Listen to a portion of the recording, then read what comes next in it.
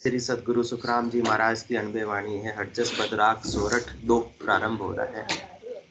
इस हरजस के माध्यम से सदगुरुदेव फरमा रहे हैं, बंदा शरण सबल की गहरे, बंदा शरण सबल की गहरे, निर्बल शरण सकल जम तोड़े, एक पार ब्रह्म की रहरे, निर्बल शरण सकल जम तोड़े, एक पार ब्रह्म की रहरे, बंदा शरण सबल की गहरे, बंदा शरण सबल की गहरे, ऐसो जबर काल कसाई, तीन लोक चुन खावे, ऐसो जबर काल कसाई, तीन लोक चुन खावे,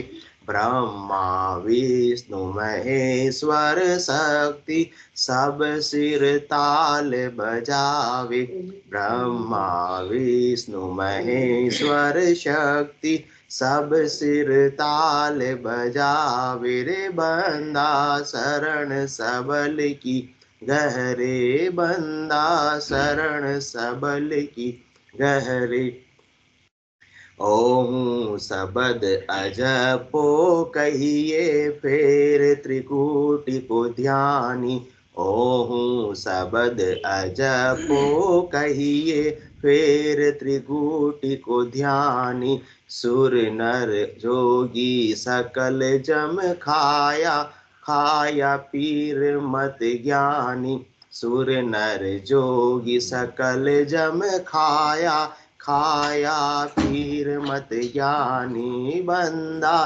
शरण सबल की गहरे, बंदा शरण सबल की गहरे, जो जन सुनो काल सूजी तो उलट चढ़ो आकाशा, जो जन सुनो काल सूजी तो उलट चढ़ो आकाशा, कह सुख राम छाड़ मन पवना, करे आद गर्भासा, कह सुख राम छाड़ मन पवना, करे आद गर्भासा, बंदा शरण सबल की गहरे, बंदा शरण सबल की गहरे, निर्बल शरण सकल जम तोड़े, एक पार ब्रह्म की रहरे, निर्बल शरण सकल जम तोड़े, एक पार ब्रह्म की रहरे, बंदा शरण सबल की गहरे, बंदा शरण सबल की गहरे। सदगुरुदेव समझा रहे हैं कि अपने को इतना सामर्थ्य नहीं है, अपने को किसी न किसी की शरण तो लेनी ही होगी, तब जाकर अपना कल्याण हो पाएगा। क्योंकि किसकी काया है ये? अन्न जल की काया है, और मामूली सा इसमें क्या है? सामर्थ्य है, बहुत ज्यादा सामर्थ्य नहीं है। तो सामर्थ्य अपने पास में नहीं है तो अपने किसी की क्या ले लो?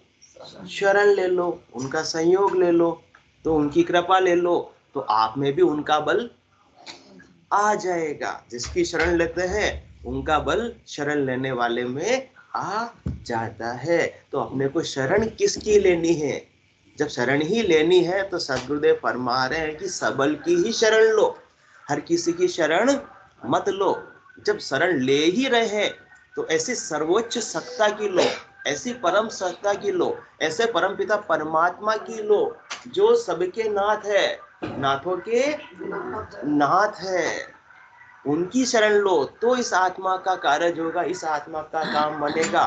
बाकी आप सबल की शरण नहीं लेंगे, निर्बल की शरण लेंगे तो आपका काम थोड़ी देर के लिए तो हो जाएगा, परंतु परमानेंट काम होने वाला नहीं है। जिसमें जितना पराक्रम होगा उतना ही तो वो अपना कार्य करेगा। किसके पास में कुछ चीज है ही नहीं, उससे ज्यादा उससे जाकर मांगेंगे तो क्या वो दे पाएगा?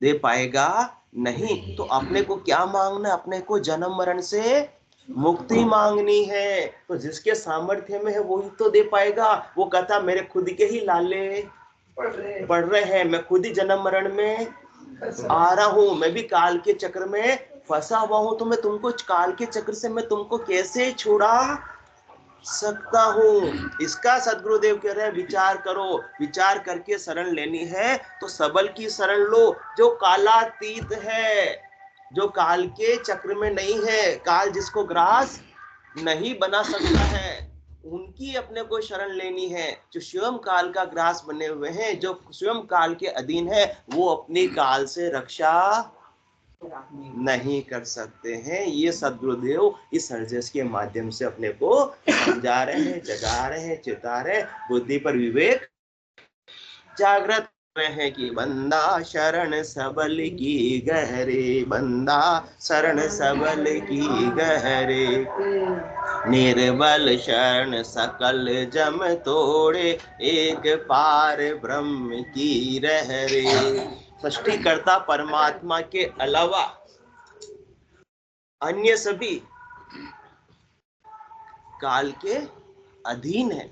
एक सृष्टिकर्ता परमात्मा के ऊपर और कोई नहीं है। बाकी सब उनके नीचे के जितने भी पद है, चाहे वो रामकृष्ण जैसे अवतार ही क्यों नहीं हो, वो भी बार बार आते हैं, वो बार बार चले जाते हैं। सुन अवतार अलग सो बाजे पर बार बार यहाँ आवे, क्या सुखराम तीर्थंकर होगा कोई सपने आन बतावे। तो अवतार भी जो आते हैं दे धर के, जो भी आ रहा है वो किसके पहुंच में है? काल की पहुंच में है, क्योंकि उसकी देह सदा के लिए रहने वाली है क्या? नहीं रहने वाली। मतलब उसका काल आने ही वाला है। उसकी काल का मतलब क्या होता? समय। उसका भी कोई निश्चित समय है, निश्चित आयु अवधि है, तो वो सबल हो सकता नहीं है।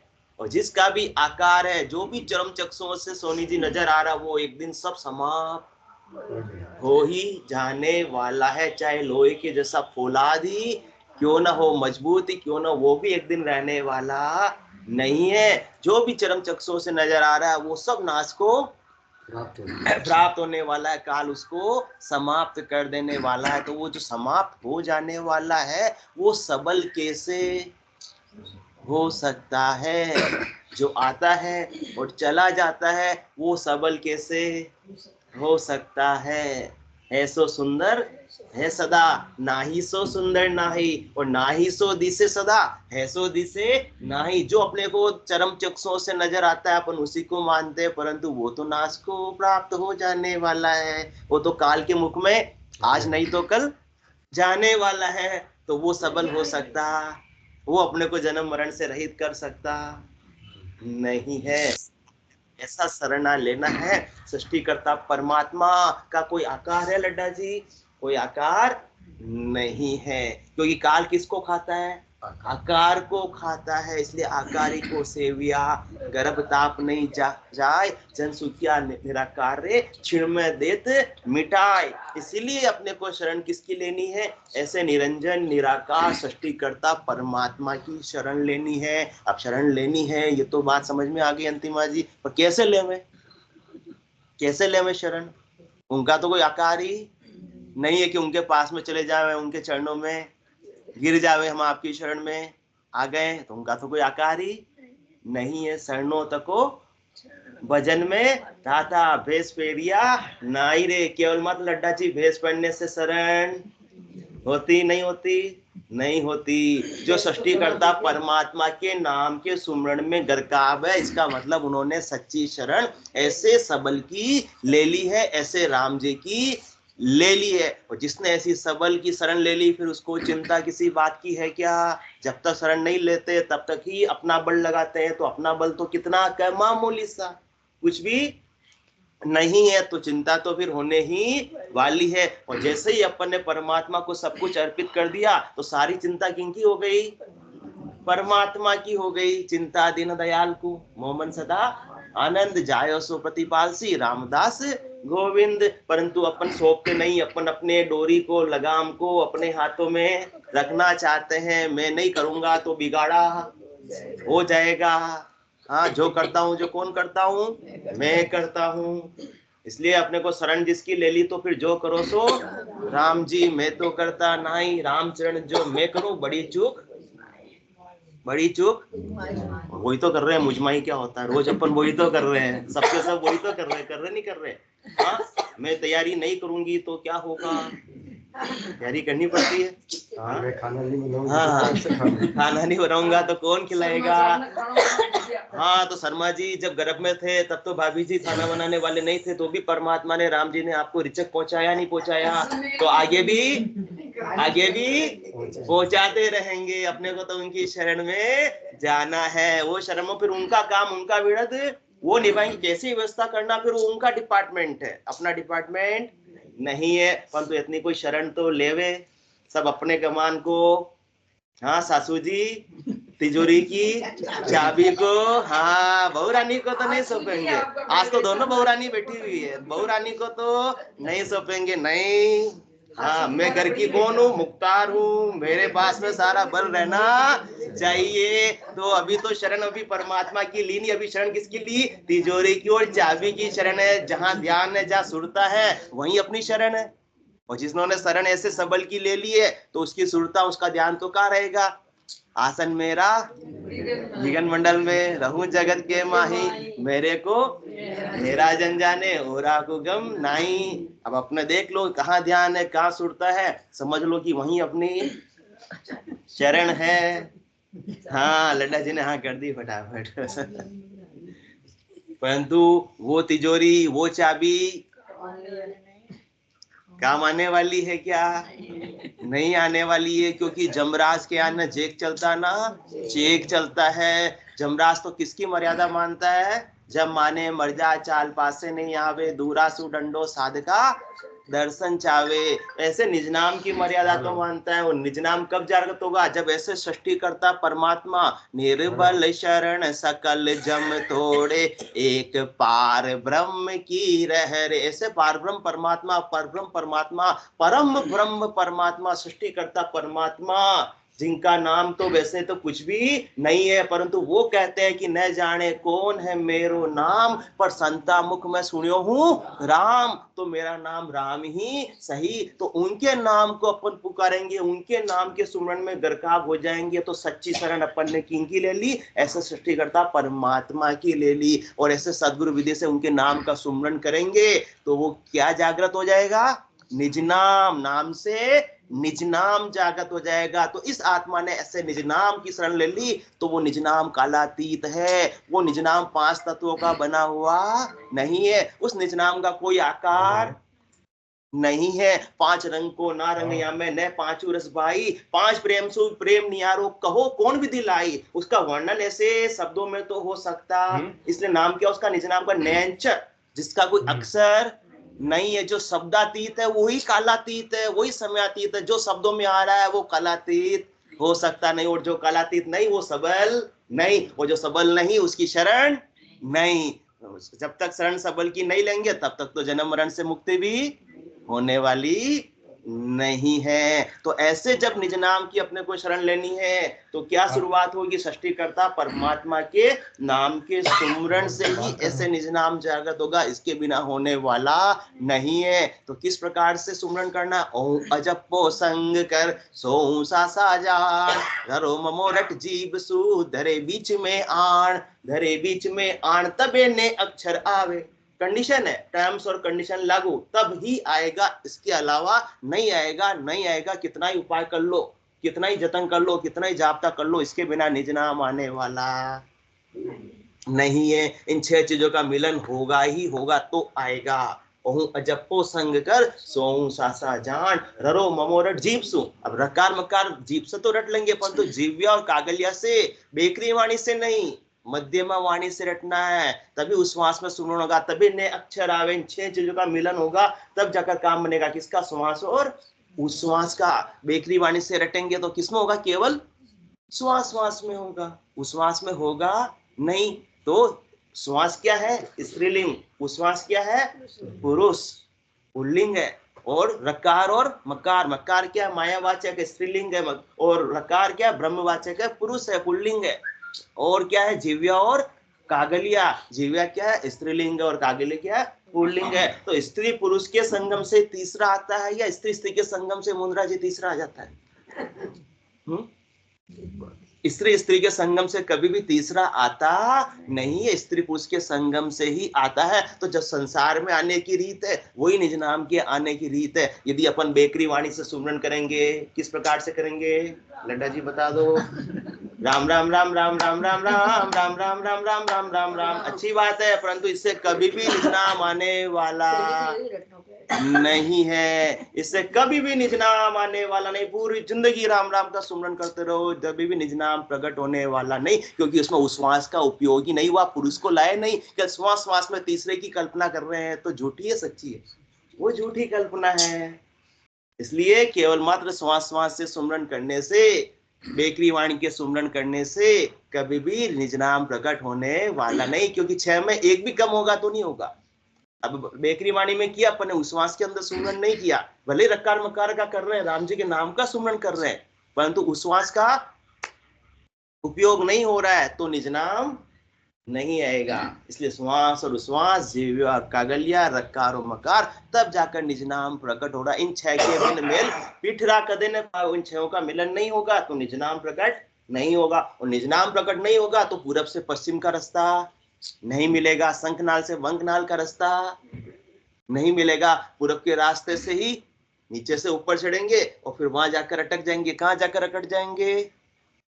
निर्बल सकल निर्बल शरण सकल जम तोड़े। वापस वहां जमराज आगे बढ़ने देगा नहीं। 5 पुरुष दौड़ा हुआ जान न देवे मोय, सदगुरु वेद बताविया चढ़िया पिछाड़ी होय। और अन्य साधन करेंगे बिना निज नाम के, बिना केवल ज्ञान के, तो कहां तक की स्थिति बनेगी? और जोग सब फिर आवे, 10वें द्वार लग जाई। से हंस सकल आप बल चढ़े है, ताते अटके भाई। सत सबद की कथा सुनी जो, सुन जो ज्ञानी ध्यानी सारा। 10वें द्वार फोड़ कर निक से, नहीं कोई अटकण हारा। वो बिना निज नाम के तो 10वें द्वार को क्रॉस करना संभव नहीं है। बाकी अन्य साधन कहां तक जाएंगे?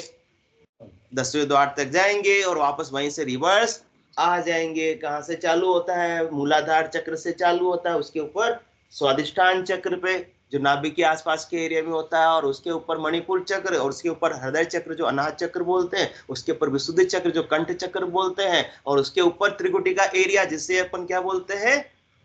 आज्ञा चक्र बोलते हैं, और उसके ऊपर सहस्त्रार चक्र। वहां जाकर अटक जाएंगे और वापस से आ जाएंगे। तो जिस यहीं से तो जीव आया है, जीव का स्थान कहाँ है? त्रिकुटी में। वहां से बिंद उतरा, प्रकुटी से बिंद उतरा, और वहीं से वापस चढ़ रहे हैं, तो वे तो वहीं से आएंगे। इसलिए पूरब से पश्चिम का रास्ता चाहिए, शंखनाल से बंगनाल का रास्ता चाहिए। वो कब आएगा? जब ऐसे सृष्टिकर्ता परमात्मा, परम ब्रह्म परमात्मा राम जी के नाम का सद्गुरु विधि से सुमरन करके शरण लेंगे, तो जाकर निज नाम की शरण मिलेगी। और निज नाम के साथ में ये आत्मा 3 लोकों से परे चौथे लोक की प्राप्ति कर लेगी। और 3 लोक में जब तक रहेगी, 3 लोक भवन चतुर्दश, एक काल को रासा। सतगुरु मेहर बिना नहीं छूटे, जन्म मरण भव त्रासा। तो किसकी मेहर चाहिए? सदगुरु की मेहर चाहिए। तो शरण किसकी लेनी है? ऐसे सदगुरु के ज्ञान की और राम जी के नाम की शरण लेंगे, तब जाकर काम बनेगा, बाकी बनने वाला नहीं है। इसलिए निर्बल शरण सकल जम तोड़े। किसकी निर्बल की शरण लेंगे? सृष्टिकर्ता परमात्मा के अलावा और किन्ने की शरण लेंगे तो निर्बल की शरण हुई, इसको मतलब टूट जाएगी, मतलब वो सदा के लिए रहने वाली नहीं है। उसका थोड़ा सा फल मिल जाएगा, फल पावे पद भी मिले पर गर्भ न छूटे।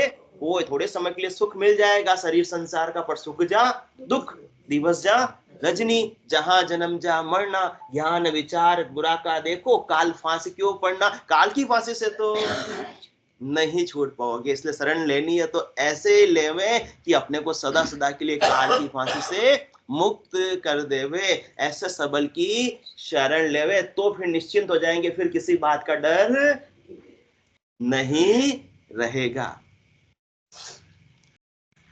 एक बार जंगल में बकरी रास्ता भटक गई और घर का रास्ता मिला ही नहीं। अब जंगल में रात हो गई। अब जंगल में तो अच्छे अच्छे कोई डर लगता है तो बकरी तोतला जी किस खेत की? मूली है। मूली भी नहीं, मामूली है, परंतु बकरी निश्चिंत होकर बैठी थी वहां पर। अंधेरा हो रहा है जंगल का, जंगल में, और अकेली और निश्चिंत होकर बैठी थी। और सामने फिर एक शेर आया, तो शेर ने कहा तुम मुझसे डर नहीं रही है, मैं तुझे खा जाऊंगा। तो बकरी ने कहा मुझे डरने की आवश्यकता नहीं है, क्योंकि मैंने किसकी शरण ली है? सबल की शरण ली है। मैंने, देखो ये तुम्हारे पांव के जो निशान है ना, पंजों के, इनकी शरण मैंने ले ली है। अब जंगल का राजा कौन है? जंगल में सबसे सबल कौन है? शेर। तो मैंने शेर की शरण ले ली है, तो मैंने, मुझे किसी बात से डरने की आवश्यकता नहीं। तो शेर ने भी छोड़ दिया, मेरी शरण ली और मैं इसको, ऐसा संभव हो सकता नहीं। और उसकी दूसरे जीवों से क्या की? रात भर रक्षा की। इसलिए जो तू गेले चालसी करसी आशा काम, 8 पैर थारे कने। हाँ, वो शेर तो रात भर हाजिर रहा, परंतु 8 पैर थारे कने हाजिर रहसी राम। ऐसे सबल की शरण ले ली तो राम जी का वरदस्त सदा अपने पे बना हुआ रहेगा। और बाकी अन्य की शरण लेंगे तो आज है कल खुट जाएगी, सदा के लिए रहने वाली नहीं है। तो जो भी आकार नजर आ रहा उसको सब काल खा जाने वाला है। जो भी आकार नजर आ रहा वो कभी सबल हो सकता नहीं, क्योंकि आत्मा का कोई आकार नहीं, आत्मा निराकार। परमात्मा का कोई आकार नहीं, परमात्मा निराकार। तो निराकार को निराकार में मिलाने के लिए किसकी शरण चाहिए?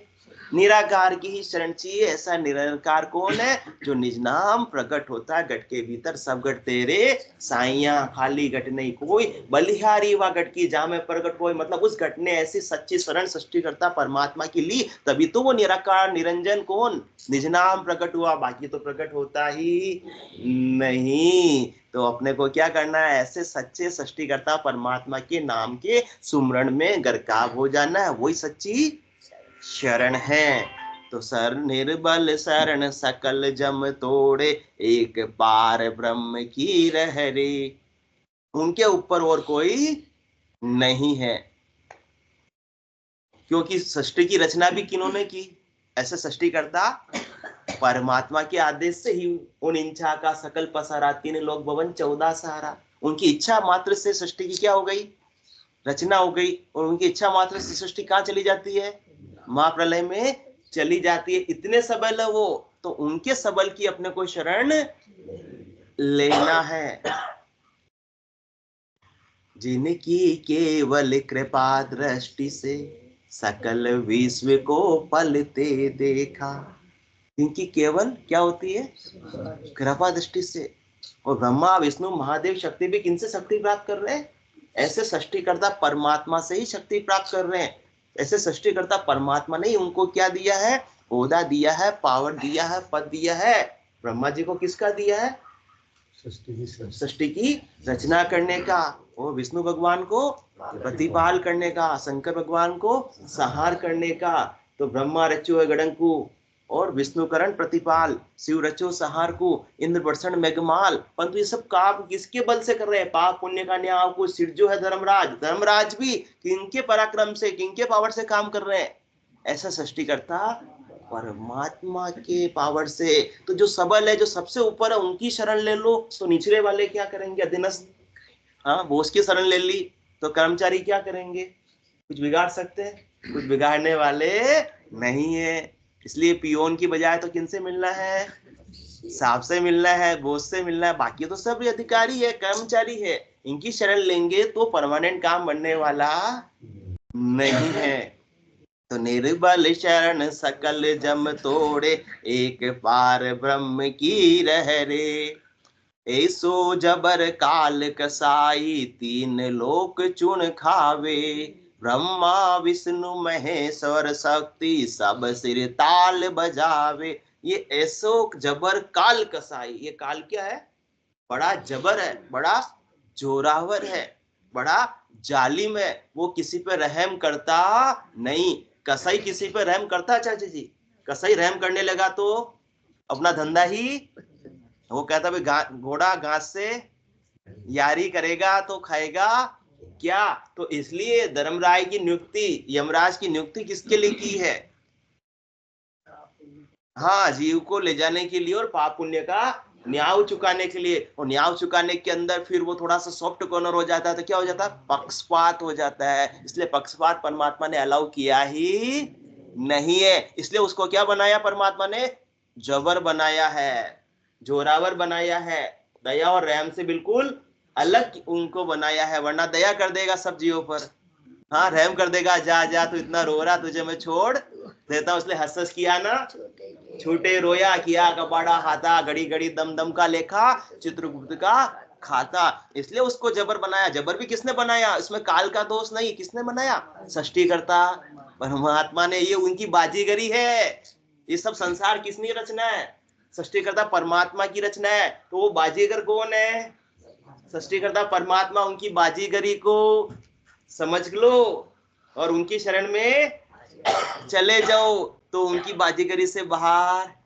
वो जमूरा होता है ना, जमूरा, हाँ क्या होता है जमूरा, हाँ मदारी और जमूरा, हाँ खेल दिखाता है। उन दोनों को पता होता है कि क्या हो रहा है, सब माया नाटक हो रहा है। और सब लोग क्या करते हैं, नाटक को देख के जेब से लास्ट में पैसे निकाल कर चले जाते हैं। तो अपने को तो क्या करना है, ऐसे बाजीगर की बाजीगरी को समझते हुए, इस नाटक को समझते हुए उनकी शरण ले लेनी है। और जब इनकी बाजीगरी को समझ गए तो सारे सुख दुख से भी फिर प्रभावित नहीं होंगे। कोई अपने को बुरा शब्द भी बोल रहा है तो क्या ये भी नाटक का ही एक हाँ पार्ट है। ये चिट्ठी भी उन्होंने ही दी, किसने दी, सृष्टिकर्ता परमात्मा में। बाकी उसमें बोलने का इतना सामर्थ्य था जो मेरे को भला बुरा बोल के चला गया, वो संभव नहीं था। तो ये भी चिट्ठी कौन पढ़ रहा है, कठपुतली पढ़ रही है, परंतु डोर किसके हाथ में, उस सृष्टिकर्ता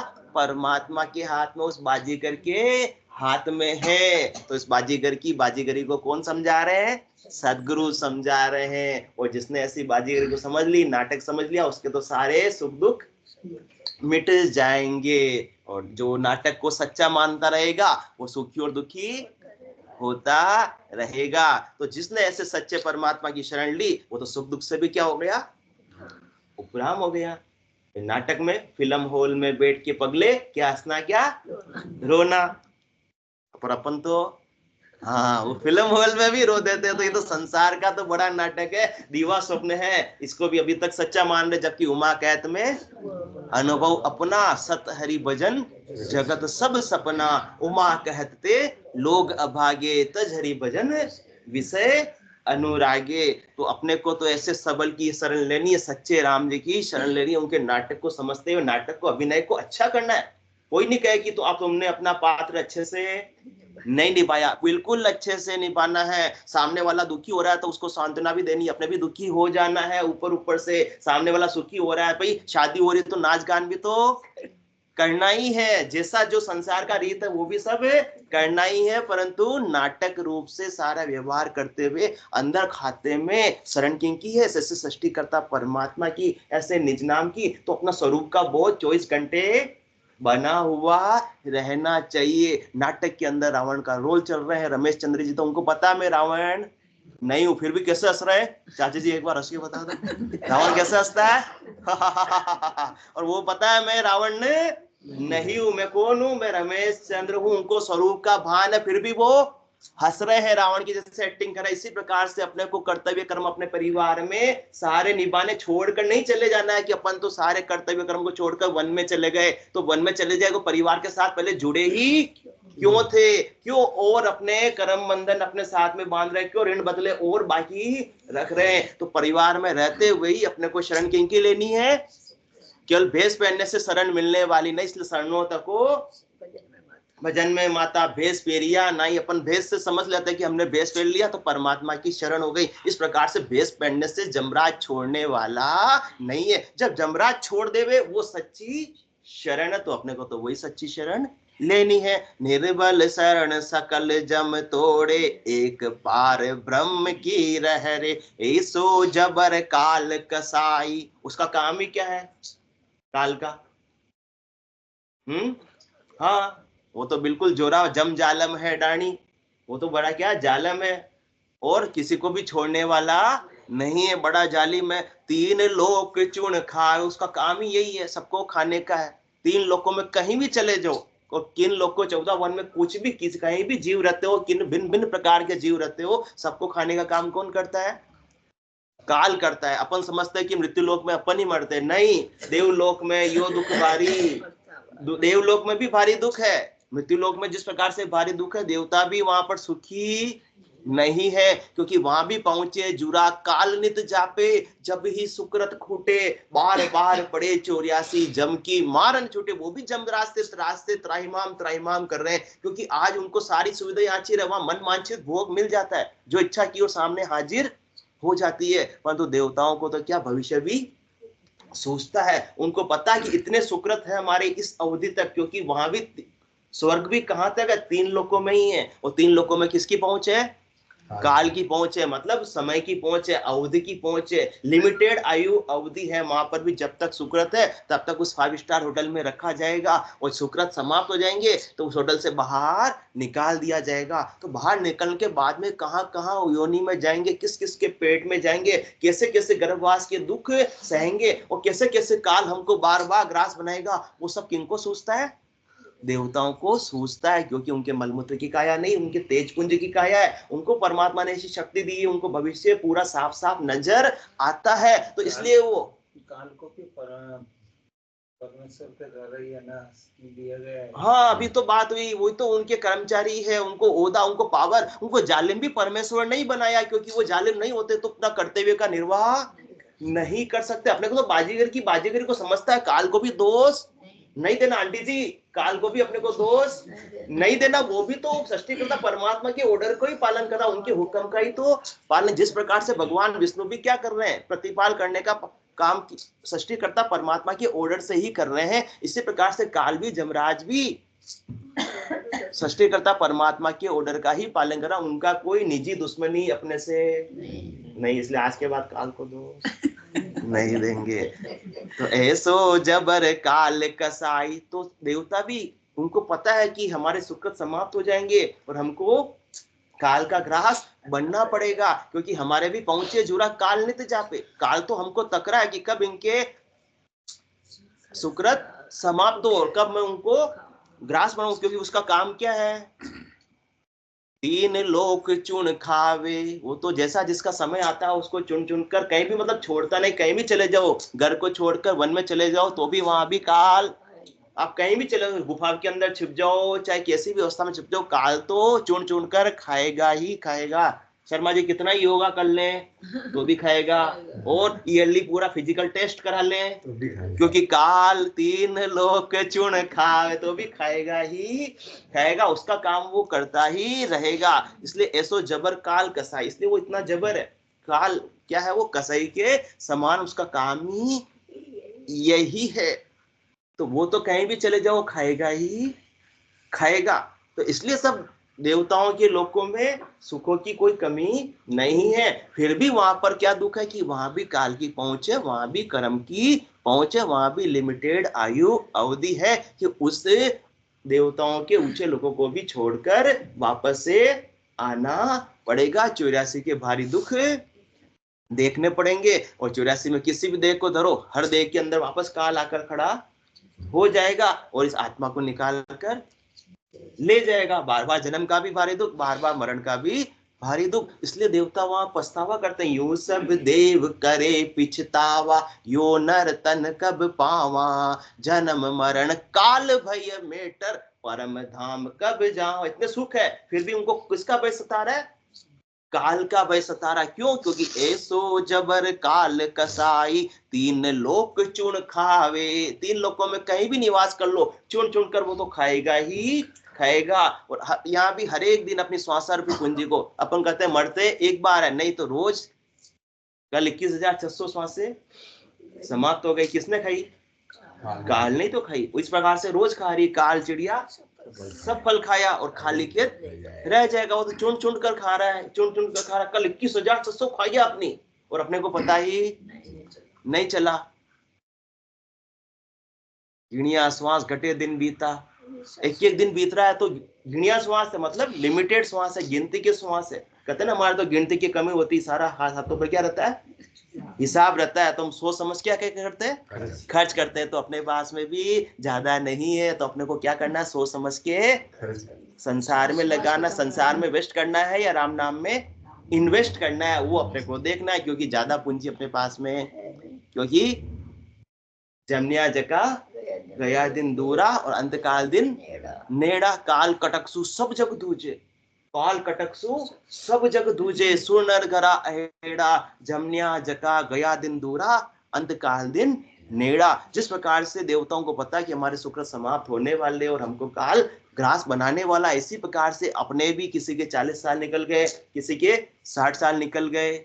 शर्मा जी कितने, 66 साल निकल गए। जमनिया जका गया दिन दूरा और अंतकाल दिन नेड़ा। अंतकाल तो बिल्कुल अपने क्या आ गया, नजदीक आ गया। तो काल से यदि बचना है तो किनकी शरण ले लो, निर्बल शरण सकल जम तोड़े, एक पार ब्रह्म की रह रे, बंदा शरण सबल की गहरे। बोलो राम सतगुरु देव जी महाराज ने, धन्य हो परम दयाल सतगुरु सुखराम जी महाराज ने, धन्य हो अनंत श्री सतगुरु सुखराम जी महाराज के ज्ञान सतस्वरूप भगवान ने, धन्य हो केवली भगवंता ने, धन्य हो जीवावतारण जहाज ने, धन्य हो मोक्ष के मालिका ने, धन्य हो